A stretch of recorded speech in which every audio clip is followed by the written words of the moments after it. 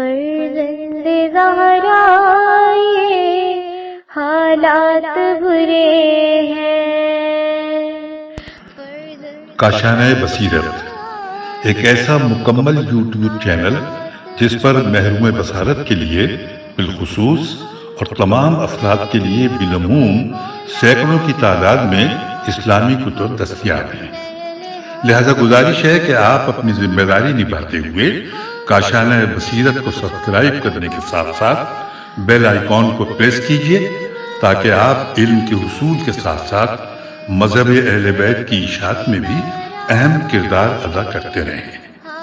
کاشانہ بصیرت، کاشانہ بصیرت، کاشانہ بصیرت۔ فرزند زہرا یہ حالات برے ہیں۔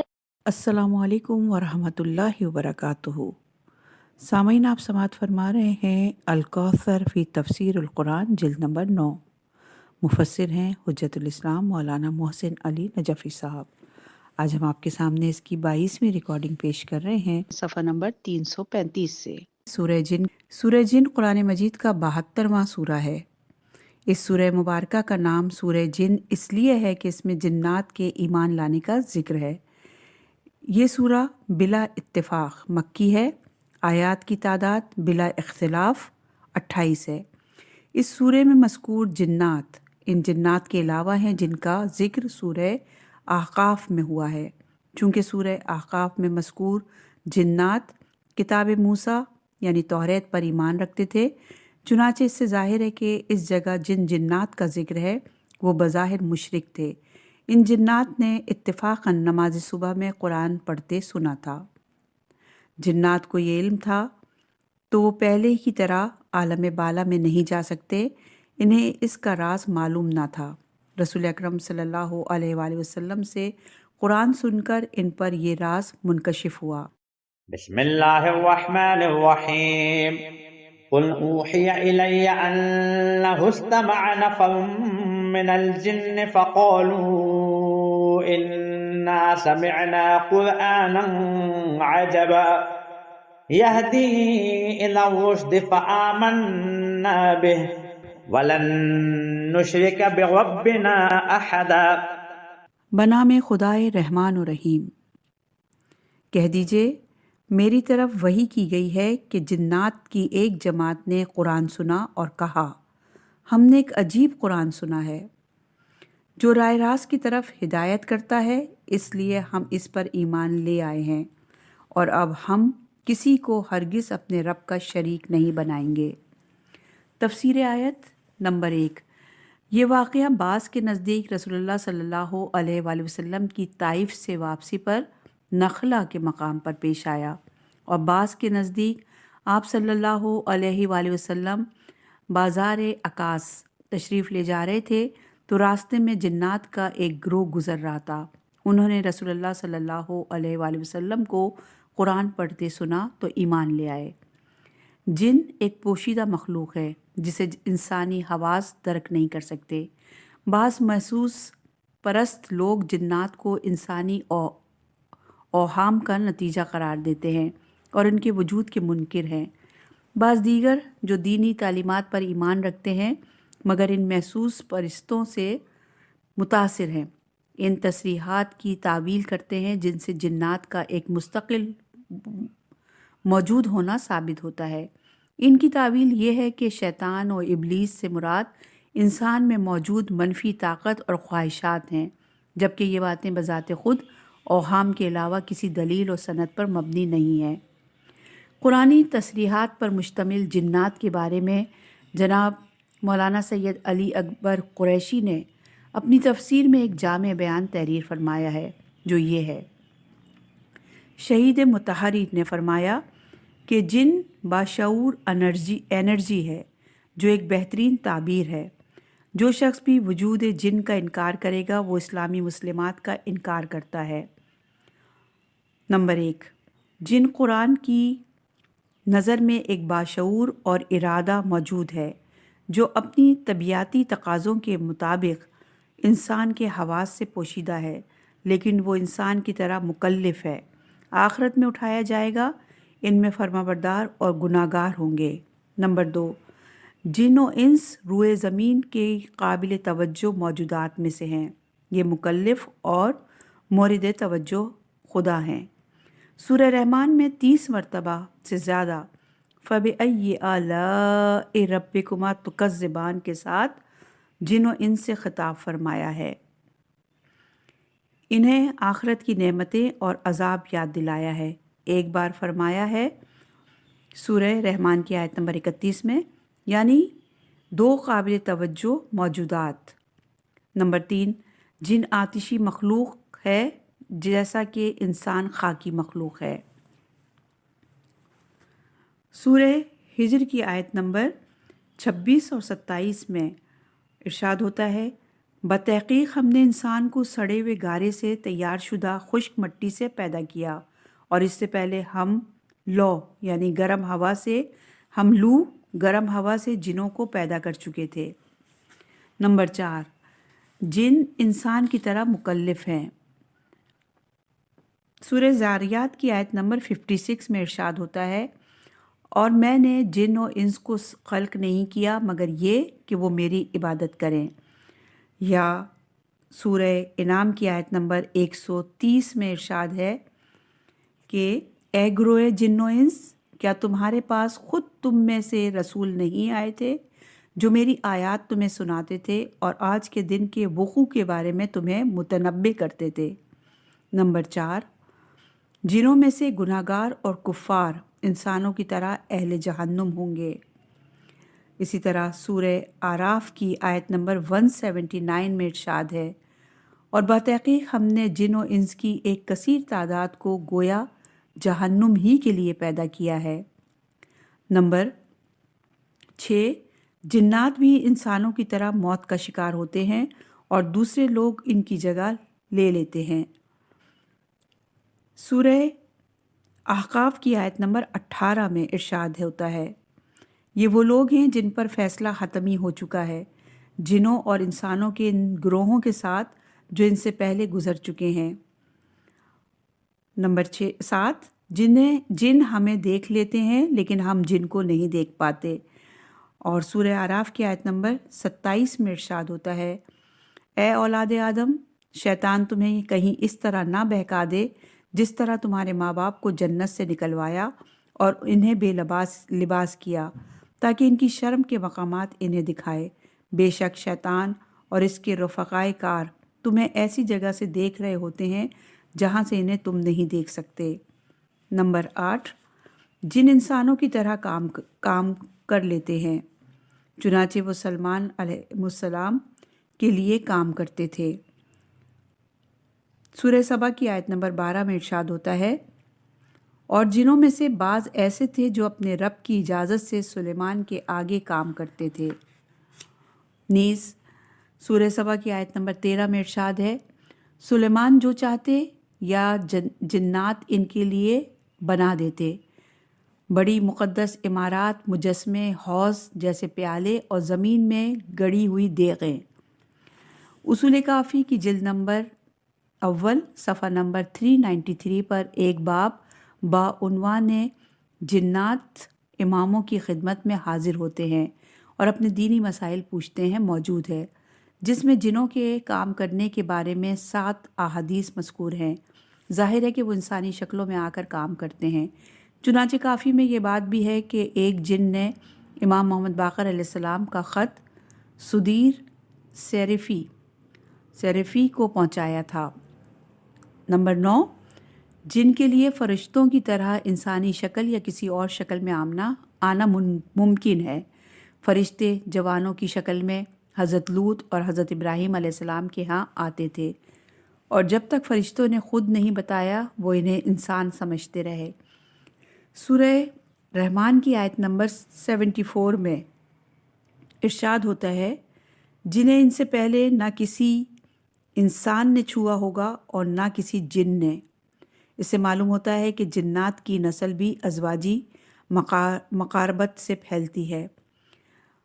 نمبر 11، وہ رسول اللہ صلی اللہ علیہ وآلہ وسلم پر ایمان لاتے ہیں، چنانچہ سورہ احقاف کی آیت نمبر 29 اور 31 سے لے کے 31 اور سورہ جن سے معلوم ہوتا ہے کہ نمبر 12 کی آیت نمبر 6 سے، سورہ جن کی آیت نمبر 6 سے معلوم ہوتا ہے کہ جنوں میں مرد و زن ہوتے ہیں۔ ملاحظہ ہو تفسیر احسن الحدیث آیت کی ذیل میں وہاں پر احادیث موجود ہیں۔ بہرحال جن ایک شعور کی مالک انرجی ہے، جیسے انسان باشعور خاکی ہے۔ جن کے بارے میں اوہام پرستوں نے جو خرافات ذہنوں میں گڑھی ہیں وہ بھی صحیح نہیں ہیں۔ نمبر 1، کہہ دیجئے میری طرف وحی آئی ہے سے یہ معلوم ہوا کہ رسول اللہ صلی اللہ علیہ وآلہ وسلم نے خود جنات کو نہیں دیکھا بلکہ وحی کے ذریعے معلوم ہوا ہے۔ نمبر 2، ایک قابل تعجب اور حیرت انگیز قرآن کہنے سے معلوم ہوتا ہے کہ جنات کلام کی فصاحت اور بلاغت اور اسلوب کلام کے نادر ہونے کا بھی بالکل انسانوں کی طرح ادراک کرتے ہیں۔ نمبر 3، کلام الہی کی تاثیر ہے کہ جنوں کو راہ راست کی شناخت ہو گئی اور قرآن سے سننے سے جنات کے موقف میں بنیادی تبدیلیاں آئیں، جن کا ذکر اگلی آیات میں ہے۔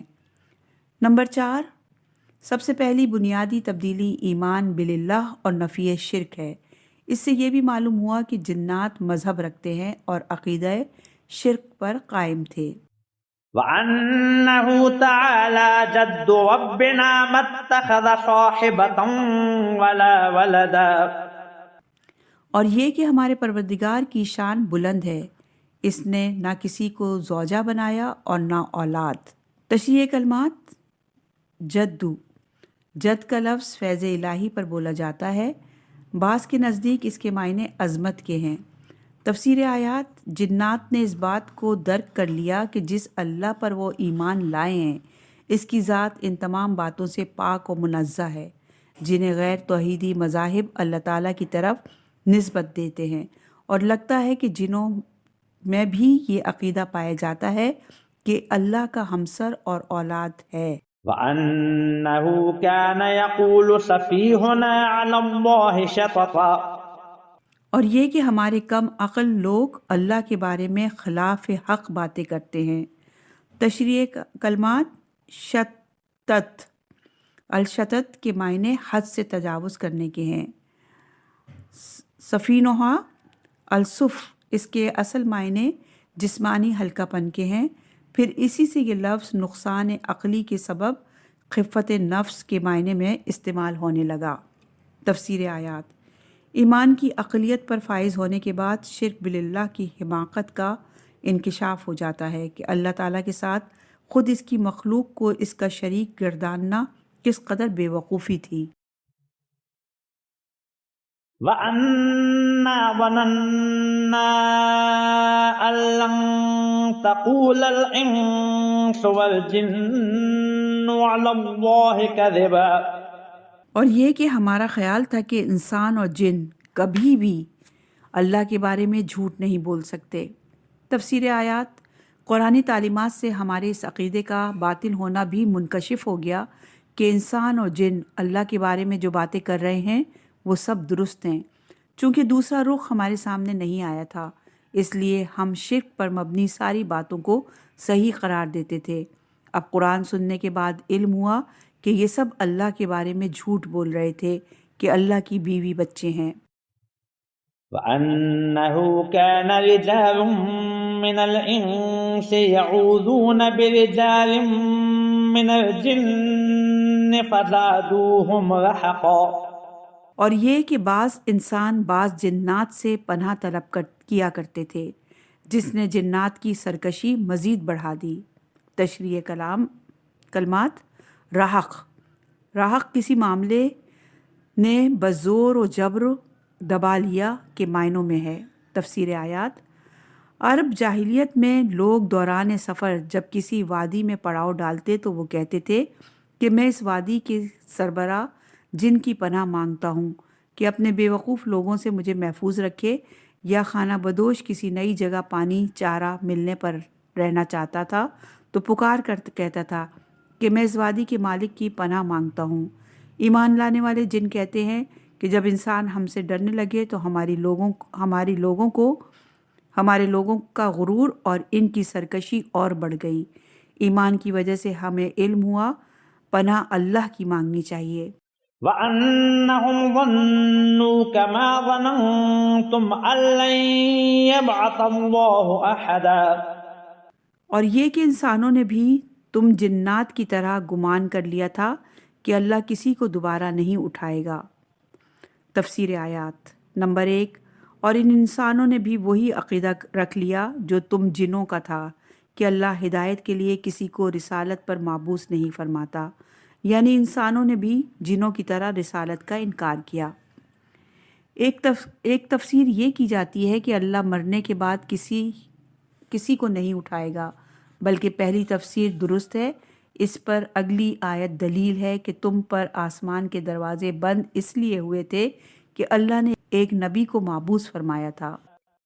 وَأَنَّا لَمَسْنَا السَّمَاءَ فَوَجَدْنَاهَا مُلِئَتْ حَرَسًا شَدِيدًا وَشُهُبًا وَأَنَّا كُنَّا نَقْعُدُ مِنْهَا مَقَاعِدَ لِلسَّمْعِ فَمَنْ يَسْتَمِعِ الْآنَ يَجِدْ لَهُ شِهَابًا رَصَدًا۔ اور یہ کہ ہم نے آسمان کو ٹٹولا تو اسے سخت پہرے داروں اور شہابوں سے بھرا ہوا پایا، اور یہ کہ پہلے ہم سننے کے لیے آسمان کے مقامات میں بیٹھا کرتے تھے، اب اگر کوئی سننا چاہتا ہے تو وہ ایک شعلے کو اپنی کمین میں پاتا ہے۔ تفسیر آیات، ہم اس سے پہلے آسمان کی خبریں سننے کے لیے آسمان میں بیٹھ جایا کرتے تھے، اب شہاب ثاقب ہماری گھات میں ہیں، لہٰذا اب ہم آسمان کی خبریں نہیں سنا سکتے۔ اس سے واضح ہوا کہ شہاب ثاقب سے مراد یہی آسمانی پتھروں والے شہاب نہیں ہے، یہ شہاب تو رسول اکرم صلی اللہ علیہ وآلہ وسلم کی بعثت سے پہلے بھی موجود تھے۔ دیگر قرآنی آیات کے شواہد کے مطابق آسمان اول کے ستاروں سے نکلنے والی شعاؤں سے شیطانوں کو بھگایا جاتا ہے۔ اور ہم نے نزدیک ترین آسمانوں کو چراغوں سے سجایا اور انہیں شیطانوں کے مار بھگانے کا ذریعہ بنایا۔ یہ ہے سورہ ملک کی آیت نمبر 5۔ البتہ بعض روایت میں آیا ہے کہ زمان جاہلیت میں بھی شہاب ہوتے تھے، لیکن رسول اکرم صلی اللہ علیہ وآلہ وسلم کی بعثت کے بعد ان شہابوں نے راستہ روکنا شروع کیا یا ان کی تعداد میں اضافہ ہوا۔ اس آیت میں موجود لفظ ملسس بھرا ہوا کو اس مطلب پر قرینہ قرار دیا جاتا ہے، جبکہ وہ پہلے ایسی جگہ بیٹھ جایا کرتے تھے جہاں شہاب نہیں ہیں۔ امام جعفر صادق علیہ السلام سے روایت ہے کہ اس وقت شیاطین چوری سے سننے کے لیے بعض مقامات پر بیٹھا کرتے تھے، کیونکہ اس وقت رکاوٹ نہیں ڈالی جاتی تھی اور ستاروں سے مارے نہیں جاتے تھے۔ وَأَنَّا لَا نَدْرِي أَشَرٌّ أُرِيدَ بِمَن فِي الْأَرْضِ أَمْ أَرَادَ بِهِمْ رَبُّهُمْ رَشَدًا، اور یہ کہ ہمیں نہیں معلوم کہ اس سے اہل زمین کے ساتھ کسی برائی کا ارادہ کیا گیا ہے یا ان کے رب نے ان کے لیے بھلائی کا ارادہ کیا ہے۔ تفسیر آیات، آسمان پر پہرا بٹھانے کا اصل مقصد ہم پر پوشیدہ تھا۔ ہم اگرچہ یہ سمجھ چکے تھے کہ اس کا تعلق اہل ارض سے ہے، لیکن یہ نہیں سمجھ سکے کہ اس سے اہل ارض کے ساتھ بھلائی کا ارادہ کیا ہے یا کسی برائی کا۔ اب ہم سمجھ گئے ہیں کہ اس پہرا بٹھانے کا کیا مقصد تھا۔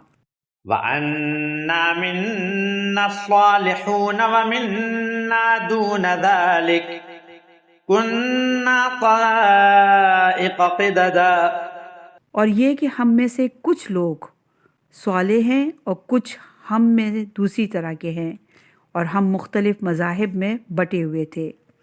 تشریح کلمات، القد کے معنی کسی چیز کو طول میں قطع کرنے کے ہیں، القدد جمع، اس کا واحد قدہ ہے اور اس کے معنی مختلف مذاہب اور طرق کے ہیں۔ تفسیر آیات، انسانوں کی طرح جنات میں بھی اخلاقاً اور مذہباً اچھے برے دونوں ہیں، اور مذہب بھی ایک نہیں ہے۔ بالکل انسانوں کی طرح جنات بھی مختلف مذاہب میں بٹے ہوئے ہیں۔ وَأَنَّا ظَنَنَّا أَن لَّن نُّعْجِزَ اللَّهَ فِي الْأَرْضِ وَلَن نُّعْجِزَهُ هَرَبًا، اور یہ کہ ہم نے یقین کر لیا ہے کہ ہم زمین میں اللہ کو عاجز نہیں کر سکتے اور نہ بھاگ کر اس کو ہرا سکتے ہیں۔ تفسیر آیات۔ زن بمعنی یقین کثرت سے استعمال ہوتا ہے، مطلب یہ کہ ہم زمین پر اللہ کا مقابلہ نہیں کر سکتے کہ اللہ کو عاجز کر کے ہم زمین میں فساد پھیلا دیں، اور اگر اللہ ہمیں کسی جرم میں گرفت میں لینا چاہے تو ہم اللہ سے فرار بھی نہیں ہو سکتے۔ وَأَنَّا لَمَّا سَمِعْنَا الْهُدَىٰ آمَنَّا بِهِ فَمَن يُؤْمِن بِرَبِّهِ فَلَا يَخَافُ بَخْسًا وَلَا رَهَقًا۔ اور یہ کہ جب ہم نے ہدایت کی بات سنی تو ہم اس پر ایمان لے آئے، پس جو شخص بھی اپنے رب پر ایمان لاتا ہے اسے نہ تو نقصان کا خوف ہے اور نہ ظلم کا۔ تفسیر آیات۔ الہدا کا مطلب قرآن ہے۔ ہم قرآن سن کر ایمان لے آئے ہیں، اب ہم یقین کے اس مرحلے میں ہیں کہ اپنے رب پر ایمان لانے کے بعد مومن کو امن میسر آتا ہے۔ ایمان لانے کے بعد نہ کسی قسم کے خسارے کا خوف ہے، یعنی زندگی کا خسارہ اب نہیں ہے، چونکہ ایمان نے ہماری آخرت کی زندگی محفوظ بنا دی ہے، نہ ہی ہمیں کسی طرح سے زیادتی کا خوف ہے، یعنی اب کوئی ہم پر گمراہی مسلط نہیں کر سکتا۔ وَأَنَّا مِنَّا الْمُسْلِمُونَ وَمِنَّا الْقَاسِطُونَ فَمَنْ أَسْلَمَ فَأُولَئِكَ تَحَرَّوْا رَشَدًا۔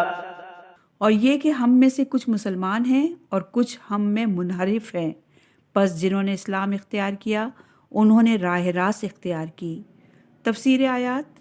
آیات قرآنی سننے کے بعد جب ان مسلمان جنات نے اپنی قوم میں اسلام کی تبلیغ کی تو کچھ تو مسلمان ہو گئے اور کچھ حق سے منحرف ہو گئے۔ پھر یہ اپنے اسلام کے نتائج اور آثار کی بات کر رہے ہیں کہ اسلام قبول کرنے والے ہی حق و ہدایت کی منزل کی طرف گامزن ہیں۔ وَأَمَّا الْقَاسِطُونَ فَكَانُوا لِجَهَنَّمَ حَطَبًا وَأَن لَّوِ اسْتَقَامُوا عَلَى الطَّرِيقَةِ لَأَسْقَيْنَاهُم مَّاءً غَدَقًا لِّنَفْتِنَهُمْ فِيهِ وَمَن يُعْرِضْ عَن ذِكْرِ رَبِّهِ يَسْلُكْهُ عَذَابًا صَعَدًا۔ اور جو منحرف ہو گئے وہ جہنم کا ایندھن بن گئے، اور انہیں یہ بھی سمجھا دیں گے کہ اگر یہ لوگ اسی راہ پر ثابت قدم رہتے تو ہم انہیں وافر پانی سے سیراب کرتے تاکہ اس میں ان کی آزمائش کریں، اور جو شخص اپنے پروردگار کے ذکر سے منہ پھیرے گا وہ اسے سخت عذاب میں مبتلا کرے گا۔ تشریح کلمات۔ غدقن، غدق کے معنی بہت زیادہ اور وافر کے ہیں، یہاں سے اللہ تعالیٰ کی طرف سے خطاب شروع ہے۔ تفسیر آیت نمبر 1۔ جو لوگ حق سے منحرف ہو جاتے ہیں وہ نہ صرف خود آتش جہنم میں جلیں گے بلکہ دوسرے جہنمیوں کے لیے ایندھن بن جائیں گے۔ سورہ بقرہ کی آیت نمبر 24 اور سورہ تحریم کی آیت نمبر 6 میں فرمایا ہے جہنم کا ایندھن لوگ اور پتھر ہوں گے۔ نمبر 2۔ اور جو لوگ حق پر ثابت قدم رہتے ہیں انہیں اللہ آبی ذخائر وافر مقدار میں فراہم کرتا ہے۔ ظاہر ہے دنیا کی تمام نعمتوں کا دار و مدار پانی پر ہے۔ اس آیت سے بھی ظاہر ہوتا ہے کہ ایمان کے ثمرات صرف آخرت سے مخصوص نہیں ہیں، اس دنیا کی زندگی میں بھی بہت سے ثمرات ہیں۔ مزید تشریح کے لیے ملاحظہ ہو سورہ نوح کی آیت نمبر 12۔ نمبر 3۔ نعمتوں کے وفور سے ہم انہیں آزمائیں گے، کیا وہ ان نعمتوں کا شکر کرتے ہیں یا کفران نعمت کرتے ہوئے سرکش ہو جاتے ہیں۔ نمبر 4۔ ذکر خدا سے منہ موڑنے کا مطلب انسان کی اپنی فطری اور جبلی حقوق سے منہ موڑنا ہے۔ ایسا شخص دنیا میں بے چینی کے عذاب میں مبتلا رہتا ہے اور آخرت میں دائمی عذاب میں۔ وَأَنَّ الْمَسَاجِدَ لِلَّهِ فَلَا تَدْعُوا مَعَ اللَّهِ أَحَدًا۔ اور یہ کہ مساجد اللہ کے لیے ہیں لہٰذا اللہ کے ساتھ کسی کو نہ پکارو۔ تفسیر آیت۔ بعض مساجد سے مراد عبادت گاہیں لیتے ہیں اور بعض نے کہا کہ پوری زمین عبادت گاہ ہے، جیسا کہ رسول اللہ صلی اللہ علیہ وآلہ وسلم نے فرمایا تھا میرے لیے زمین کو جائے سجدہ اور پاک کرنے کا ذریعہ بنایا ہے. اور یہ روایت موجود ہے الفقی کی جلد نمبر 1 اور صفحہ نمبر 240 پر. ائمہ اہل بیت علیہ السلام کی روایت کے مطابق المساجد سے مراد اعضائے سجدہ ہیں کہ ان اعضاء پر غیر اللہ کے لیے سجدہ نہ کرو. امام محمد باقر علیہ السلام سے روایت ہے کہ رسول اللہ صلی اللہ علیہ وآلہ وسلم نے فرمایا سجدہ 7 اعضاء پر ہونا چاہیے: پیشانی، دونوں ہاتھوں، دونوں گھٹنوں اور دونوں پاؤں کے انگوٹھوں پر. ناک زمین پر لگانا ہوگی. یہ 7 واجب ہے. ناک زمین پر لگانا سنت نبی ہے. اور یہ روایت موجود ہے التہذیب کی جلد نمبر 2 اور صفحہ نمبر 299 پر. حنفی کے نزدیک صرف پیشانی کا سجدہ واجب ہے. بعض ناک کو بھی شامل کرتے ہیں. ملاحظہ ہو رشحات کا صفحہ نمبر 227. ایک قول کے مطابق شافعی صرف پیشانی کا سجدہ کافی سمجھتے ہیں.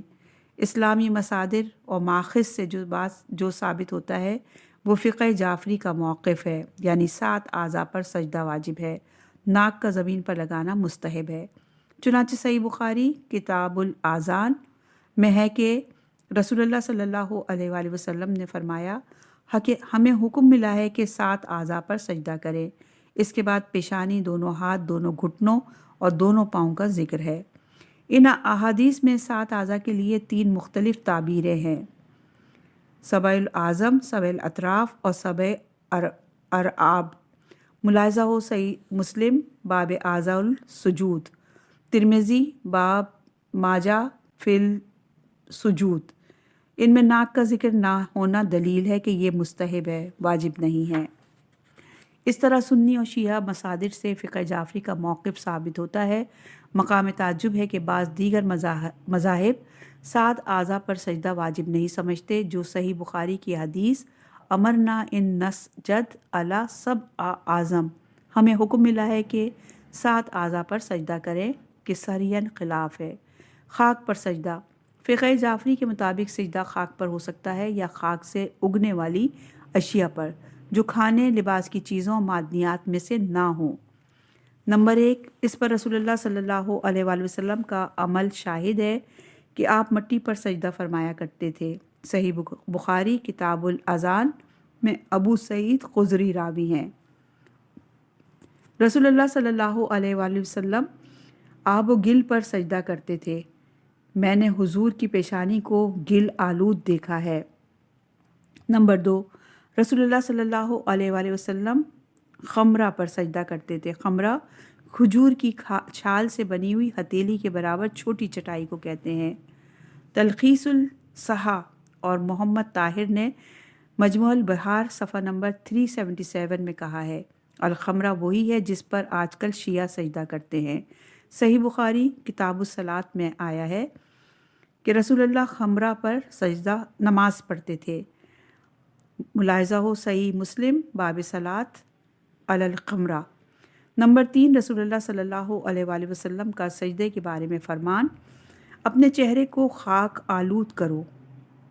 اور ملاحظہ ہو ترمذی کتاب الصلاۃ مسند الاحمد باب حدیث ام سلمہ. سنت نبوی کے مطابق ہر خاک پر سجدہ کرنا بہتر ہے، تو جس شہید نے جس سجدے کی خاطر جان دے دی ہے اس کی خاک پر سجدہ کرنا یقیناً افضل ہے.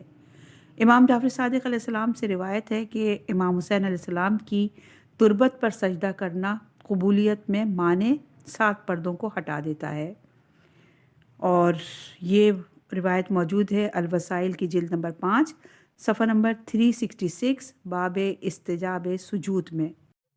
وَأَنَّهُ لَمَّا قَامَ عَبْدُ اللَّهِ يَدْعُوهُ كَادُوا يَكُونُونَ عَلَيْهِ لِبَدًا. اور یہ کہ جب اللہ کا بندہ اسے پکارنے کے لیے کھڑا ہوا تو قریب تھا کہ ہجوم اس پر ٹوٹ پڑے.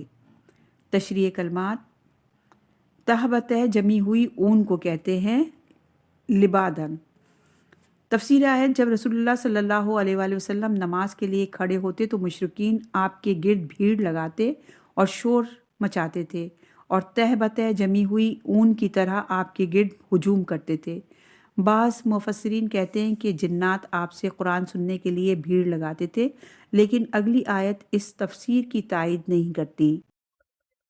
قل انما ادعو ربی ولا اشرک به احدا، کہہ دیجئے میں تو صرف اپنے رب کو پکارتا ہوں اور اس کے ساتھ کسی کو شریک نہیں ٹھہراتا۔ تفسیر آیات: ان بھیڑ کرنے والے مشرکین سے کہہ دیجئے اس میں تعجب کی کوئی بات نہیں کہ میں صرف اپنے رب کی عبادت کرتا ہوں اور کسی کو اپنے رب کے ساتھ شریک نہیں بناتا ہوں۔ تعجب کی بات تو یہ ہے کہ حقیقی رب کو چھوڑ کر باطل کی پرستش کی جائے۔ قل انی لا املک لکم ضرا ولا رشدا، کہہ دیجئے میں تمہارے لیے نہ کسی نقصان کا اختیار رکھتا ہوں اور نہ کسی ہدایت کا۔ تفسیر آیت: کہہ دیجئے اللہ سے ہٹ کر بذات خود میں نے تمہیں ضرر پہنچا سکتا ہوں، نہ ہی تمہاری ہدایت کر سکتا ہوں۔ میں یہ دعویٰ نہیں کر رہا ہوں کہ میں اللہ کی جگہ ہوں، میرے پاس جو کچھ ہے وہ اللہ کی طرف سے ہے، اللہ سے ہٹ کر بذات خود میرے پاس کچھ نہیں ہے۔ قل انی لن یجیرنی من اللہ احد ولن اجد من دونه ملتحدا الا بلاغا من اللہ ورسالاته ومن يعص الله ورسوله فإن له نار جہنم خالدین فيها ابدا، کہہ دیجئے مجھے اللہ سے کوئی ہرگز نہیں بچا سکتا اور نہ ہرگز اس کے سوا کوئی جائے پناہ پا سکوں گا۔ میرا کام تو صرف اللہ کی بات اور اس کے پیغامات کا پہنچانا ہے، اور جو کوئی اللہ اور اس کے رسول کی نافرمانی کرتا ہے اس کے لیے جہنم کی آگ ہے جس میں وہ ابد تک ہمیشہ رہے گا۔ تفسیر آیات: نمبر 1، کہہ دیجئے کہ اگر میں اللہ کی نافرمانی کر دوں تو مجھے اللہ کے عذاب سے بچانے والا کوئی نہ ہوگا، یعنی میری ذاتی حیثیت کا یہ عالم ہے کہ بفرض سے محال اگر میں اللہ سے تعلق ختم کروں تو نہ تو میں خود اپنے آپ کو اللہ کے غضب سے بچا سکوں گا اور نہ کوئی اور۔ نمبر 2، میری بھی واحد پناہ گاہ اللہ کی ذات ہے، اس لیے جس طرح میں اللہ کی پناہ کا محتاج ہوں تمہیں بھی اس کی پناہ کی طرف بلا رہا ہوں۔ نمبر 3، یہ استثناء ہے کہ درمیان میں ایک آیت جملہ معترضہ بھی نہیں ہے بلکہ اسی لا املک کی تشریح ہے۔ فرمایا میں بذات خود تمہیں ضرر یا ہدایت نہیں سے دے سکتا سوائے اس ہدایت کے جو اللہ کی طرف سے اور اللہ کے پیغامات کے ذریعے تم تک میں نے پہنچانی ہے۔ وہ ہدایات ہیں جو وقتاً فوقتاً تمہیں اللہ کی طرف سے دیا کرتا ہوں، اور رسالت ہی وہ دستور حیات ہے جو دین اور دنیا کی معاونت کے لیے پیش کیا کرتا ہوں۔ قرآن میں اس مضمون کے دیگر آیات بھی ہیں۔ سورہ یونس کی آیت نمبر 49 میں ارشاد ہوتا ہے، کہہ دیجئے میں اللہ کی منشا کے بغیر اپنے نقصان اور اپنے نفع کا بھی اختیار نہیں رکھتا، ہر امت کے لیے ایک وقت مقرر ہے۔ نمبر 4، اس ضرر کا ذکر ہے جس کی رسول اللہ صلی اللہ علیہ وآلہ وسلم تنبیہ کرتے ہیں کہ میں ضرر کا مالک نہیں ہوں، لیکن اللہ اور میری نافرمانی سے جو ضرر تمہیں اللہ کی طرف سے پہنچے گا وہ آتش جہنم کا ابدی عذاب ہے۔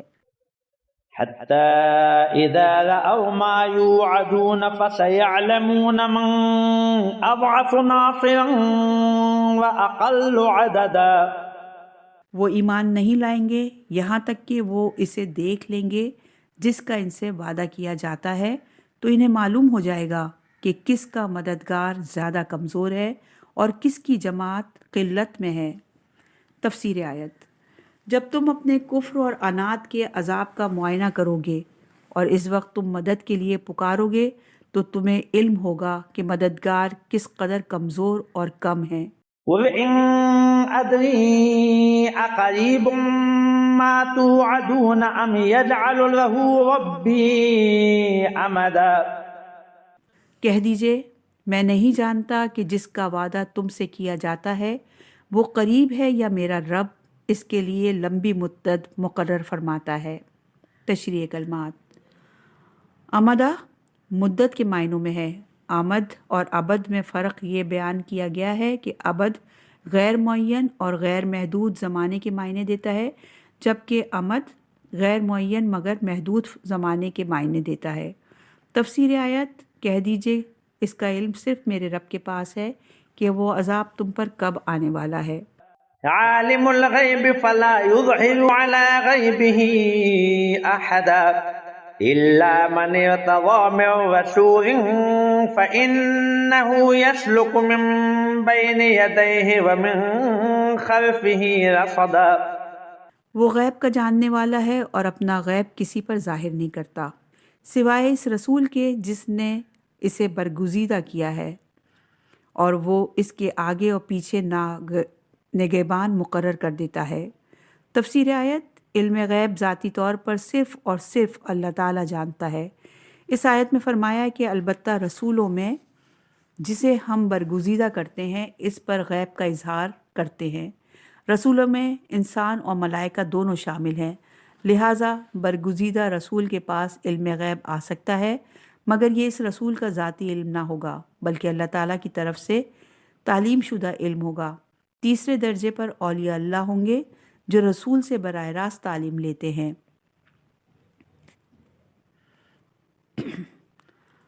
البصائر الدرجات کی صفحہ نمبر 253 پر آیا ہے کہ اللہ تعالیٰ نے محمد صلی اللہ علیہ وآلہ وسلم کو کوئی تعلیم نہیں دی مگر یہ کہ حکم دیا کہ یہ علی علیہ السلام کو سکھائیں۔ مروی ہے کہ حضرت علی علیہ السلام نے فرمایا کرتے تھے کہ اے لوگوں، مجھ سے سوال کرو قبل اس کے کہ میں تمہارے درمیان سے چلا جاؤں۔ یہ علم کا ذخیرہ ہے، یہ رسول اللہ صلی اللہ علیہ وآلہ وسلم کا لعاب دہن ہے، یہ وہ علم ہے جسے رسول اللہ صلی اللہ علیہ وآلہ وسلم نے مجھ میں کوٹ کوٹ کر بھر دیا ہے۔ پوچھو مجھ سے، چونکہ میرے پاس اولین اور آخرین کا علم ہے۔ اور یہ حدیث موجود ہے امالیہ صدوق صفحہ نمبر 341 اور مجلس کے صفحہ نمبر 55 پر۔ چنانچہ جنگ نہروان میں جب لوگوں نے آپ کو خبر دی کہ خوارج دریا کے اس پار نکل گئے ہیں تو آپ نے فرمایا ان کے گرنے کی جگہ تو پانی کے اس طرف ہے، خدا کی قسم ان میں سے 10 بھی بچ کر نہ جا سکیں گے اور تم میں سے 10 بھی ہلاک نہ ہوں گے۔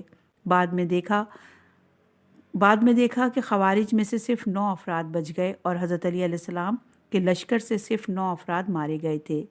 نمبر 2، اس جملے میں فرمایا جب رسول اللہ صلی اللہ علیہ وآلہ وسلم پر رازہائے غیب نازل کرنا ہو تو فرشتوں پر مشتمل نگہبانوں کے تحفظ میں یہ راز پہنچایا جاتا ہے اور صرف قلب رسول کے تحفظ میں دیا جاتا ہے۔ آگے رسول اللہ صلی اللہ علیہ وآلہ وسلم صرف اہل ہستیوں کے سپرد فرماتے ہیں۔ لِيَعْلَمَ أَن قَدْ أَبْلَغُوا رِسَالَاتِ رَبِّهِمْ وَأَحَاطَ بِمَا لَدَيْهِمْ وَأَحْصَىٰ كُلَّ شَيْءٍ عَدَدًا، تاکہ اسے علم ہو جائے کہ انہوں نے اپنے رب کے پیغامات پہنچائے ہیں اور جو کچھ ان کے پاس ہے اس پر اللہ نے احاطہ کر رکھا ہے اور اس نے ہر چیز کو شمار کر رکھا ہے۔ تفسیر آیت، اس آیت میں لیعلم تحقق اور وقوع پذیری کی معنوں میں ہے، جیسے کہ یعنی تاکہ یہ بات تحقق میں آ جائے اور قطعی طور پر وقوع پذیر ہو جائے کہ رسولوں نے اپنے رب کے پیغامات کم حقہ لوگوں تک پہنچا دیے ہیں۔ اس فقرے سے یہ بات بھی واضح ہو گئی کہ ان رازہائے خدا کو پیغمبروں تک پہنچانے کے لیے صرف نگہبانوں کا انتظام نہیں ہے بلکہ انبیاء علیہ السلام کی طرف سے لوگوں تک پہنچانے میں تحفظ کا انتظام ہے، جیسے فرمایا سورہ ہجر کی آیت نمبر 9 میں، اس ذکر کو یقیناً ہم نے ہی اتارا ہے اور ہم ہی اس کے محافظ ہیں۔ اس آیت میں بھی نفی تحریف القرآن پر دلالت کرتی ہے۔ آیات الہی رصدہ یعنی نگہبانوں کی حفاظت میں نازل ہوئی ہے اور تبلیغ ہوئی ہے۔ نمبر 2، جو کچھ رسولوں کے اختیار میں ہے ان سب پر اللہ تعالیٰ کے علم نے احاطہ کر رکھا ہے، ان کے باطن، ظاہر، طریقہ تبلیغ، امانت اور اطاعت و فرمانبرداری سب پر کلی طور پر احاطہ رکھتا ہے۔